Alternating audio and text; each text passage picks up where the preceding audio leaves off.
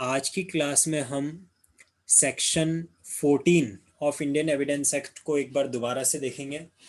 Section 14 जिसमें बहुत सारे इलस्ट्रेशंस आपको दे रखे हैं और इसमें से काफ़ी सारे इलस्ट्रेशंस पिछले कुछ एग्जामिनेशंस में आई भी हैं। So today our topic of study will be the section 14 of the Indian Evidence Act 1872, Act number 1st of 1872, was enacted on 15th of April 1872. Sorry, 15th of March 1872, not April, 15th of March 1872. तो यहाँ पे section 14 कहता है facts showing existence of state of mind. कोई भी ऐसे facts जो कि स्टेट ऑफ माइंड या फिर पर्सन की बॉडी और बॉडीली फीलिंग्स को जो रिप्रेजेंट करते हैं, ऐसे फैक्ट्स रिलेवेंट होंगे। स्टेट ऑफ माइंड में क्या क्या आ सकता है, ये चीज इंपॉर्टेंट है।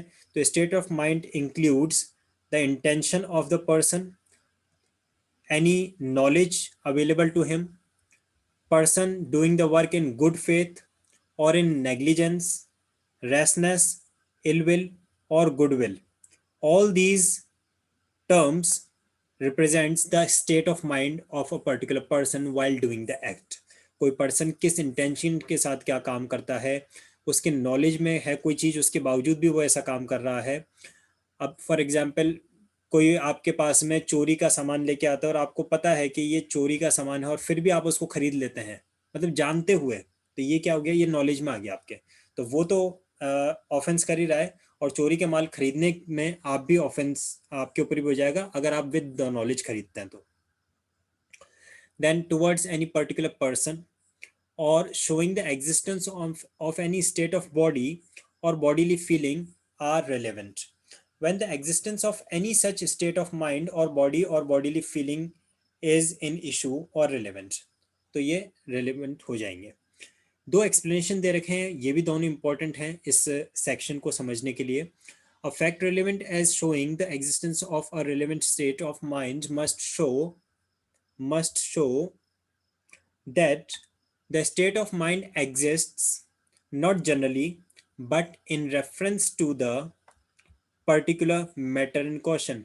तो ऐसा स्टेट ऑफ माइंड पर्सन का जो है वो आम तौर पे रहता है, ये बात इररिलेवेंट होगी, लेकिन पर्टिकुलर उस सिचुएशन में उसका ये स्टेट ऑफ माइंड था।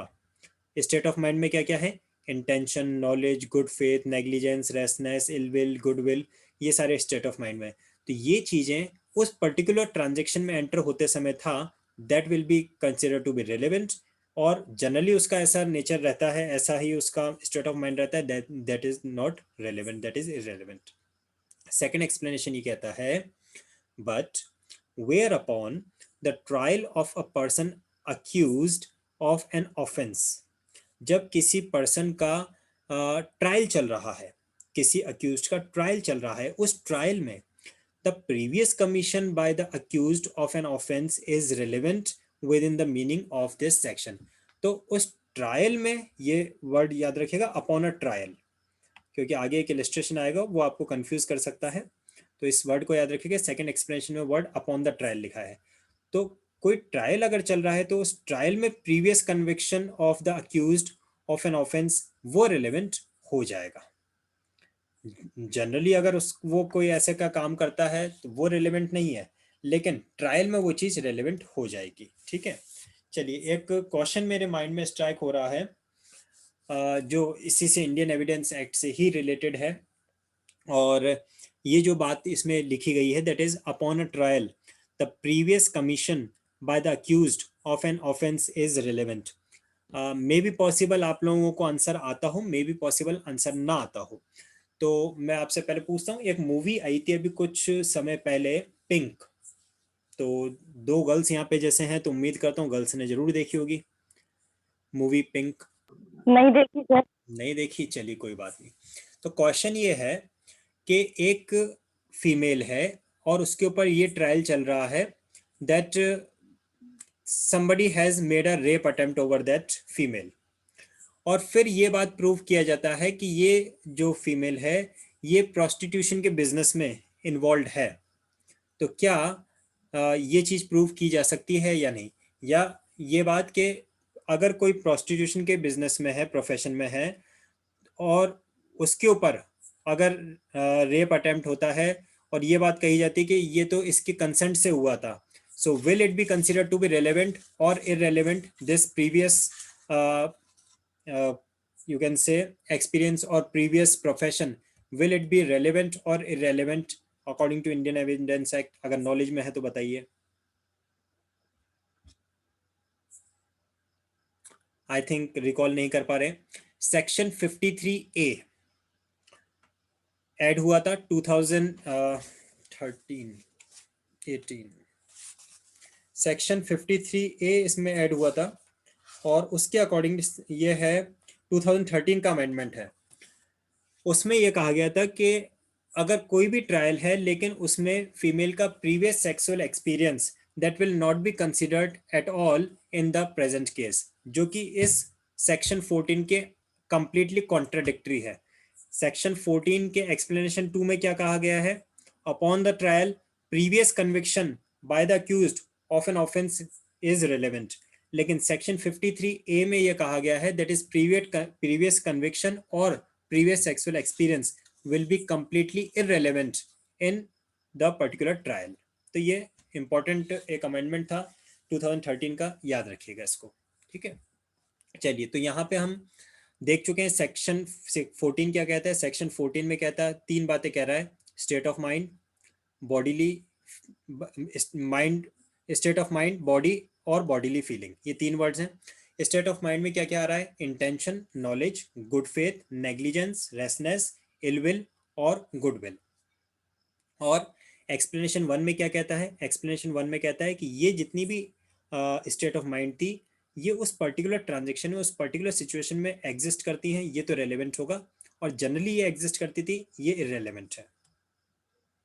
एक्सप्लेनेशन 2 में ये कहता है जब कोई ट्रायल चल रहा है, उस ट्रायल में जो प्रीवियस कन्विक्शन है वो भी रेलेवेंट हो जाएगा. जबकि एक्सप्लेनेशन 1 में तो कह रहा था कि पहले ऐसा रहता है, जनरली ऐसा रहता है, वो इररेलेवेंट है.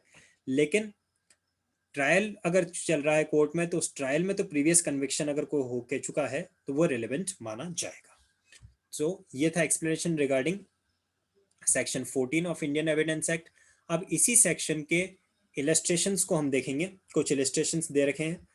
अगर आप लोग बेयर एक्ट लेके बैठे हैं तो उस बेयर एक्ट में भी आप पढ़ सकते हैं और मार्क भी कर सकते हैं. पढ़े या ना पढ़े, बेयर एक्ट आप ले लीजिए, बेयर एक्ट में मार्क करते जाइए. और अगर बेयर एक्ट इस समय नहीं है तो हाथ में एक पेपर और पेंसिल पेन कुछ ले लीजिए. तो जो जो इलस्ट्रेशन, मैं सारे इलस्ट्रेशन रीड नहीं करूंगा क्योंकि कुछ पर्टिकुलर इंपॉर्टेंट इलस्ट्रेशन जो प्रीवियस ईयर के एग्जामिनेशन में आ चुके हैं उन्हीं को मैं डिस्कस करने वाला हूँ.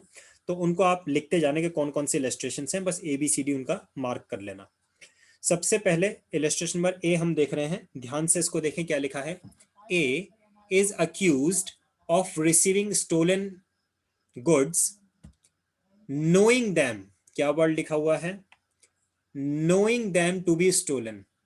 A ने accused से stolen goods रिसीव किया और ये बात जानते हुए.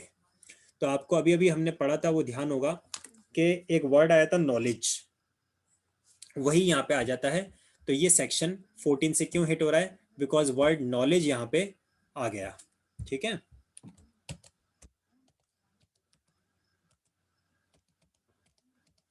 knowledge. It is proved that he was in possession of a particular stolen article. The fact that at the same time he was in possession of many other stolen articles is relevant. उसके पास पहले से और भी चोरी की चीजें थी, ये भी relevant होगा. As tending to show that he knew each and all of the articles of which he was in possession to be stolen. क्योंकि ये माना जाएगा कि वो ये जानता था कि जो भी चीजें उसके पास में है वो स्टोलन है. तो यहाँ पे कौन सा स्टेट ऑफ माइंड हमने लिया है? स्टेट ऑफ माइंड जो हमने यहाँ पे लिया है वो है knowledge. Knowing them to be stolen से नजर आ रहा है नॉलेज. ठीक है, इसके बाद में आप आ जाइए इलस्ट्रेशन नंबर B पे. इलस्ट्रेशन नंबर B कहता है A is accused of fraudulently delivering to another person a counterfeit coin, which at the time when he delivered it he knew to be counterfeit. क्या word लिखा हुआ है? जब उसने उसे डिलीवर किया तब वो जानता था। फिर से सेम वर्ड आया है, सेम स्टेट ऑफ माइंड यहाँ पे आया है। कौन सा स्टेट ऑफ माइंड आया है? That is knowledge. He knew to be counterfeit. Directly ये इलस्ट्रेशन आ जाते हैं एग्जामिनेशन में और पूछ लिया जाता है कि कौन सा सेक्शन से ये गवर्न हो रहे हैं। The fact that at the time of its delivery, A was possessed of a number of other pieces of counterfeit coin is relevant. The fact that A had been previously convicted by delivering to another person as genuine a counterfeit coin, knowing it to be counterfeit is relevant. तो A के ऊपर charge क्या लगाया है कि उसने धोखे से काउंटरफिट कॉइन किसी को दिया और ये जानते हुए कि ये काउंटरफिट है, यानी कि काउंटरफिट का मतलब जाली है, नकली है, नकली सिक्का किसी को दिया ये जानते हुए, उसकी नॉलेज में था। और जिस समय उसने ये नकली करेंसी दी उस समय उसके पोजीशन में और भी नकली करेंसी थी, ये भी रिलेवेंट होगा। और पहले भी वो लोगों को नकली करेंसी दे चुका है, ये बात भी रेलेवेंट होगी। ठीक है, क्या लिखा पहले दे चुका है वो शायद रेलेवेंट नहीं हो पाता, लेकिन यहाँ पे एक वर्ड क्या लिखा हुआ है देखिए, एक्सप्लेनेशन नंबर 2 से ये हिट हो रहा है। The fact that A had been previously convicted of delivering to another person as genuine counterfeit coin. तो ये कौन से एक्सप्लेनेशन से हिट हो रहा है? This is hit by explanation number 2।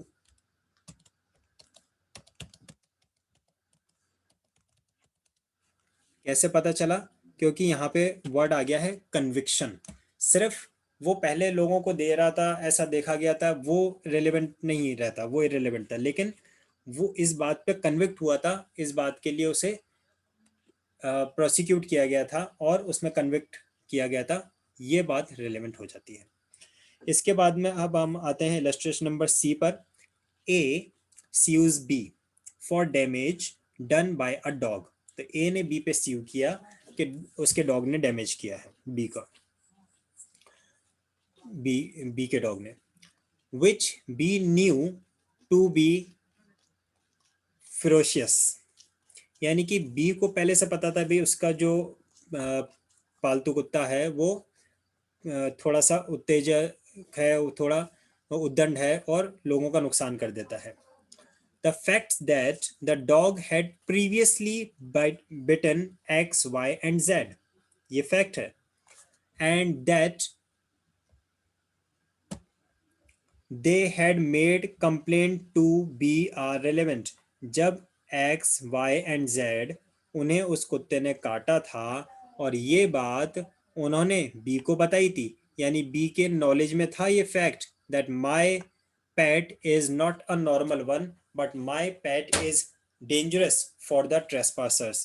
तो ये बात बी की नॉलेज में थी और ऐसे स्टेट ऑफ माइंड के होते हुए जब उसने अपने डॉग को कंट्रोल नहीं किया तो ये हिट होता है सेक्शन 14 से। ठीक है, इसके बाद हम डायरेक्टली मूव करते हैं इलस्ट्रेशन नंबर ई पर। उम्मीद करता हूँ ये जो इलस्ट्रेशन हमने भी डिस्कस किए ये पूरी तरह से क्लियर होंगे और कोई डाउट नहीं होगा। और अभी हम नेक्स्ट मूव करेंगे किस पे? इलस्ट्रेशन नंबर बी पर, सॉरी ई पर।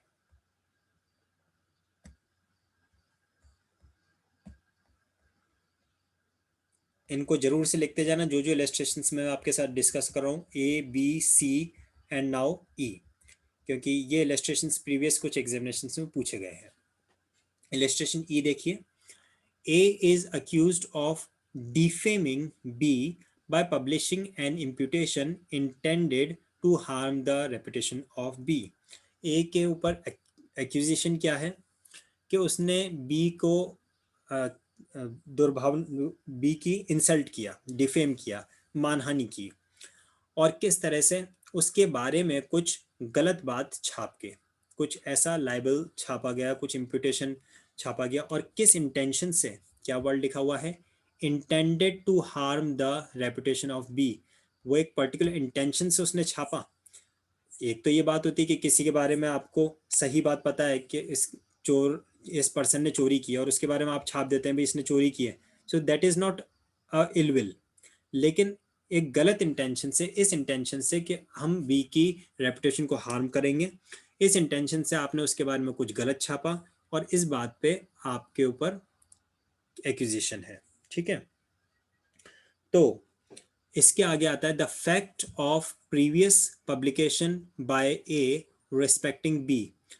तो एक फैक्ट जिसमें ए ने पहले भी बी के बारे में छापा था, शोइंग द इल विल, क्या वर्ड लिख रहा है, showing the ill will on the part of A towards B is relevant as proving A's intention to harm B's reputation by the particular publication in question। तो ये फिर से वही बात आ रही है, इंटेंशन को बता रहा है और किस तरह की इंटेंशन है, इल विल की इंटेंशन है।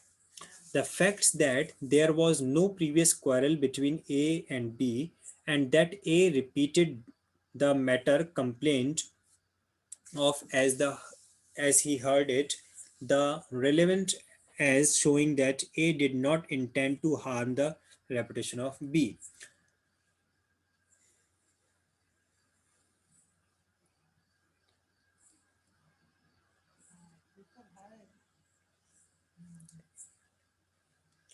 और ये बात कि ए और बी के बीच में पहले से कोई लड़ाई झगड़ा नहीं था।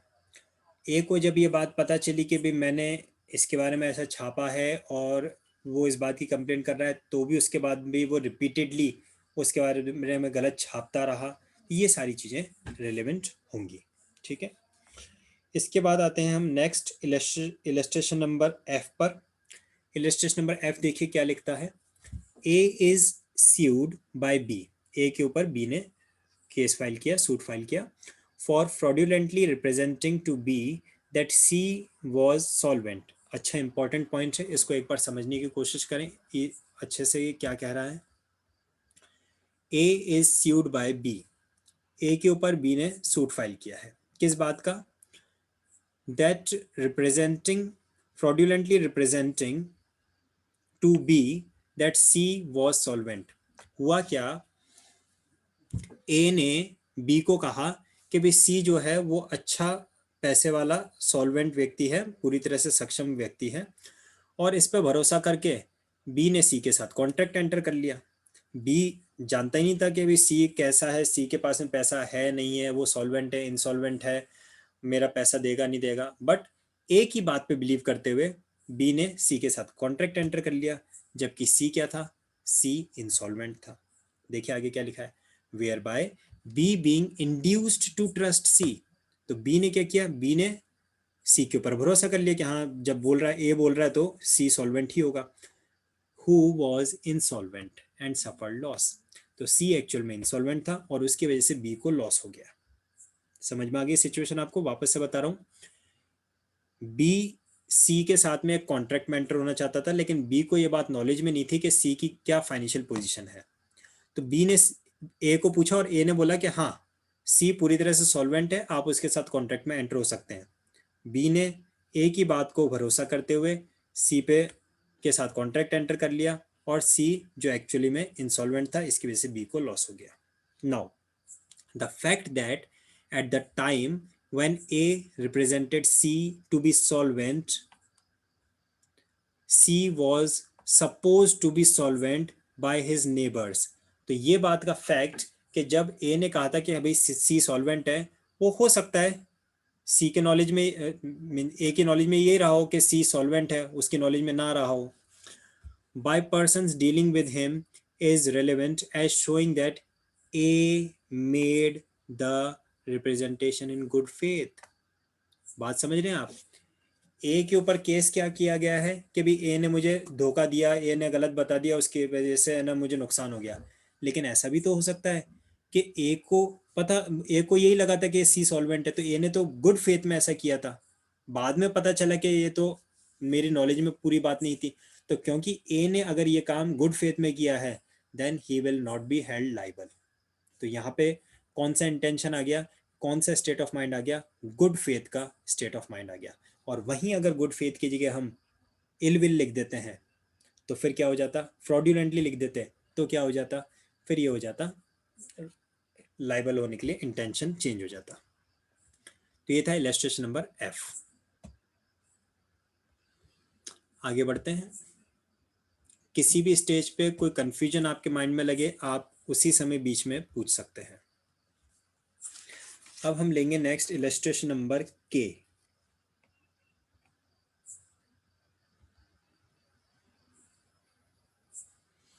बीच के जो इलस्ट्रेशंस हैं, आप उन इलस्ट्रेशंस को भी जरूर से पढ़ना, ऐसा नहीं कि उनको नहीं पढ़ना है, लेकिन जो ज़्यादा इंपॉर्टेंट है उनको मैं पर्टिकुलरली यहाँ पे डिस्कस कर रहा हूँ।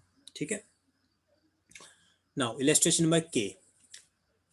The question is whether A has been guilty of cruelty।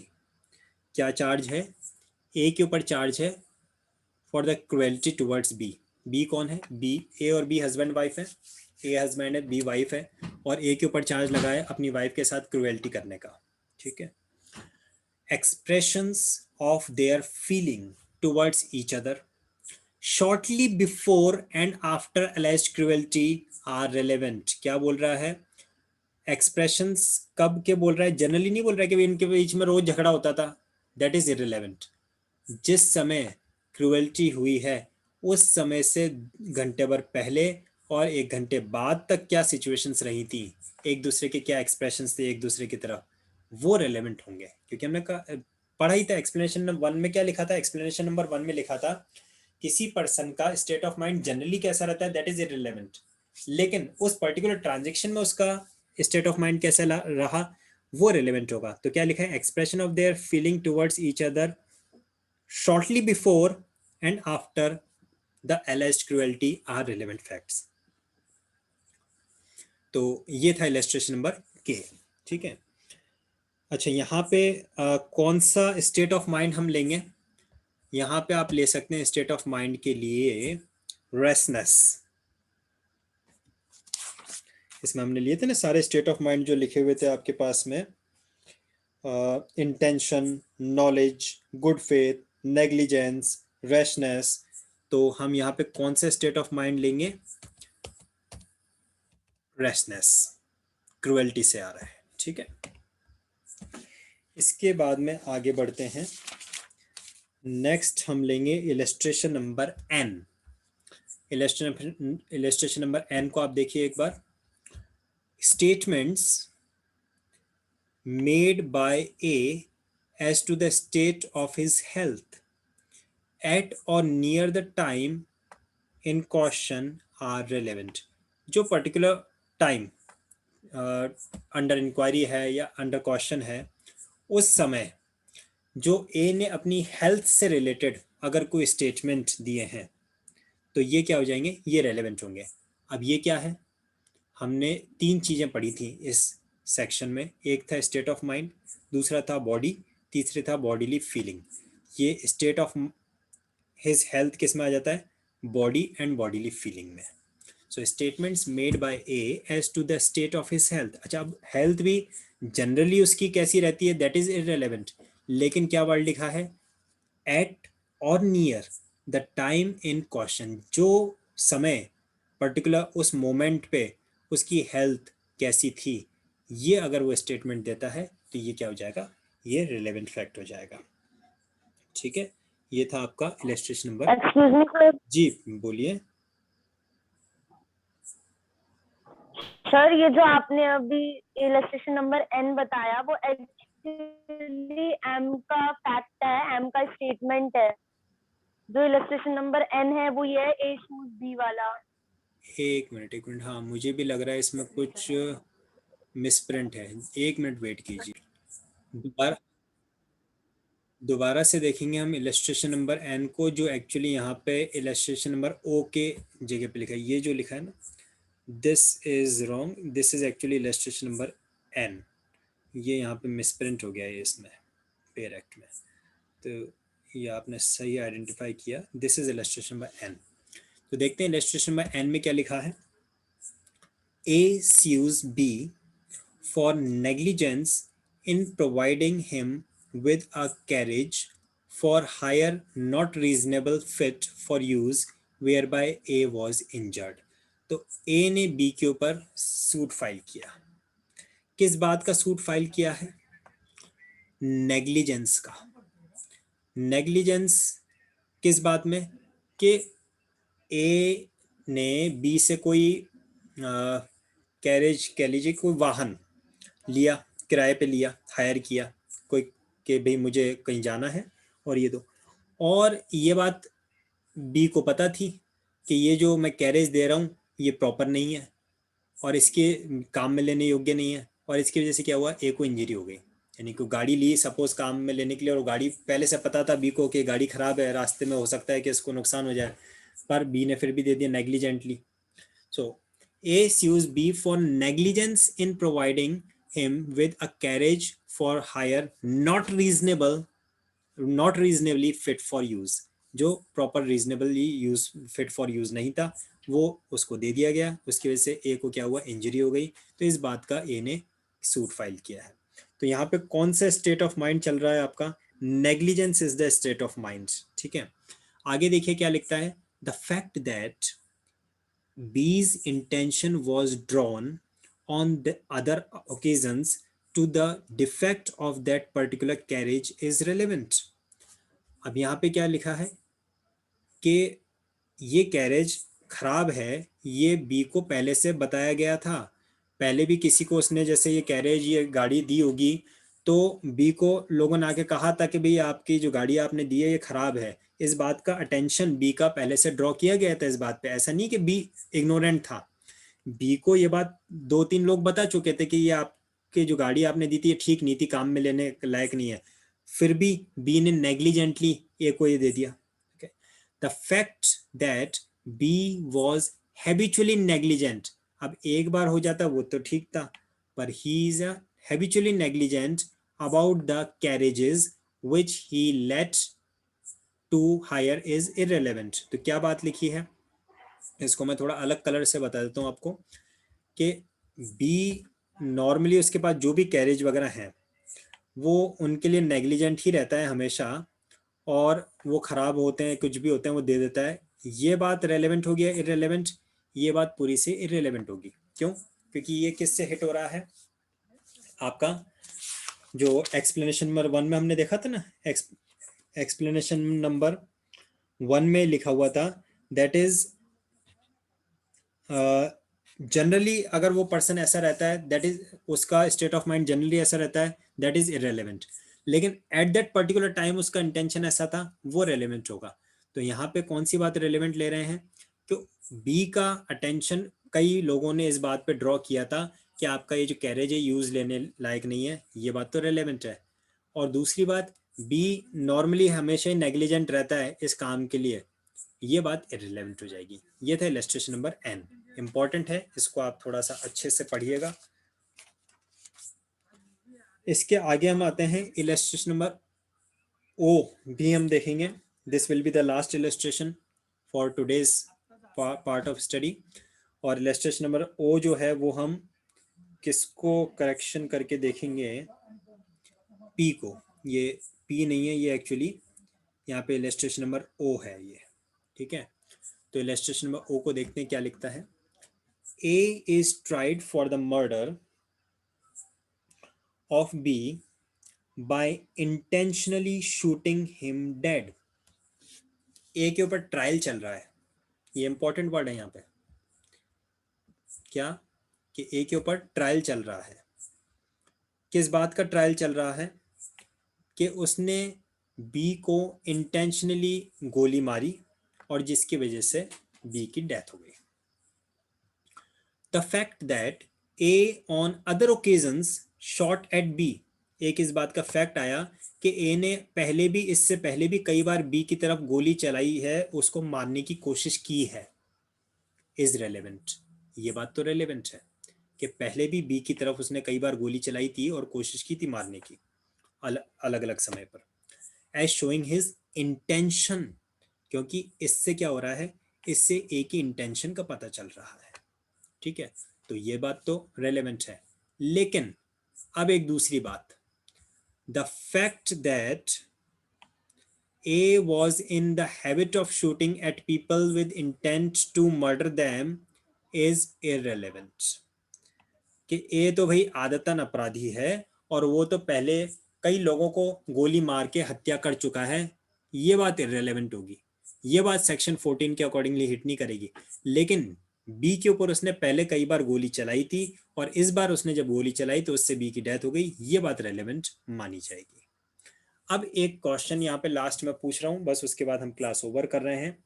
Same ये जो इलस्ट्रेशन नंबर ओ हमने देखा, इसमें अगर ये जो सेकंड स्टेटमेंट है यहाँ पे मैं कह देता हूँ the fact that A was previously convicted for intentionally shooting at people with intent to murder them is will be, तो वो रेलेवेंट रहता है, इररेलेवेंट वो रेलेवेंट हो जाता, क्योंकि वो एक्सप्लेनेशन नंबर 2 से हिट हो जाता। एक्सप्लेनेशन नंबर 2 में क्या लिखा हुआ है? एक्सप्लेनेशन नंबर 2 में लिखा है but where upon the trial of a person accused of an offence the previous commission by the accused of an offence is relevant. तो अगर वो पहले कन्विक्ट हुआ होता इस तरह के किसी ऑफेंस के लिए, कि भी किसी का मर्डर करने के लिए कन्विक्ट हुआ होता, वो बात तो यहाँ पे रेलेवेंट हो जाती। लेकिन सिंपली अगर सिर्फ ये कहा जा रहा है कि भी इसने पहले भी कई लोगों को गोली मारी है, ये बात इररेलेवेंट रहेगी। So this was detailed explanation of section 14 of Indian evidence act with illustrations.